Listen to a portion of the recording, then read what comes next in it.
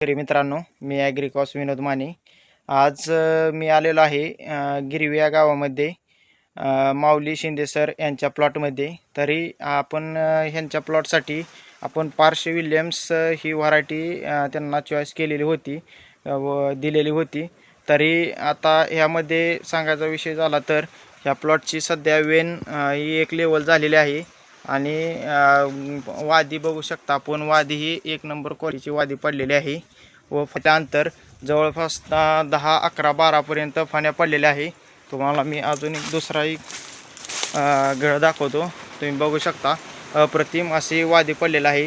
तसं बघायला गेलं तर ह्या वर्षी बरेच प्लॉट टेम्परेचरमधले प्लॉट आहेत, त्यामुळे बऱ्याच प्लॉटला वेन निस्तावन एक लेवल दिसून येत नाही किंवा प्लॉटमध्ये बुंद्याची साईज देखील लहान दिसून येते.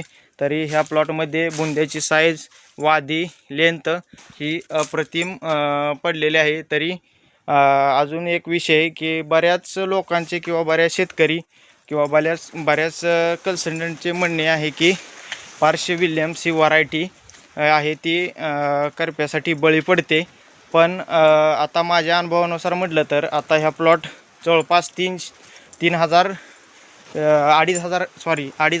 झाडांचा प्लॉट आहे.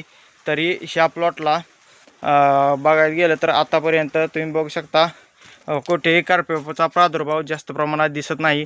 करप्या हा कोणत्याही व्हरायटीवर जास्त अटॅक करतो असे नाही, कारण की ज्यावेळेस वातावरणामध्ये बदल होतो, पावसाळ ढगाळ वातावरण राहते, त्यावेळेसच बुरशी जमिनीवर बुरशी तयार होते व त्याचा सिगाटोकात रूपांतर होते. असा जे पार्श विल्यम्स विषयी जो गैरसमज आहे शेतकरी मित्रांचा किंवा बऱ्याच लोकांचा, तो चुकीचा आहे. एकदम हे अत्यंत क्वालिटी व्हरायटी आहे व वादी अप्रतिम पडत आहे. तुम्ही बघू शकता. आता जवळपास या गडामध्ये 1, 2, 3, 4, 5, 6, 7, 8, 9, 10, 11, 12 फाण्या हे अप्रतिम पडलेला आहे व अतिशय सुंदर बघण्याजोगा प्लॉट या ठिकाणी माऊली सरांनी डेव्हलप केलेला आहे. तरी कोण शेतकरी मित्राला बघायचं असेल तर आपण येऊन ह्या प्लॉटला व्हिजिट करू शकता व स्वतःच आपण प्लॉट व्हरायटी कशी आहे हे जाणून घेऊ शकता.